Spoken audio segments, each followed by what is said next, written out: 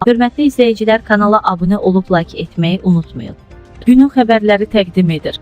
Polşa Xarici İşlər Naziri Radoslav Sikorskinin Rusiya Prezidenti Vladimir Putini Beynəlxalq Cinayət Məhkəməsinin orderi ilə həbs etmək təhdidləri beynəlxalq hüquqa ziddir. Ajans AS xəbər verir ki, bunu Rusiya Xarici İşlər Nazirliyinin sözçüsü Mariya Zaxarova deyib.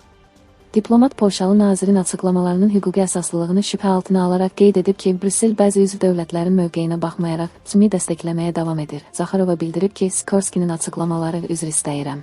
Beynəlxalq hüquqa necə uyğun gəlir?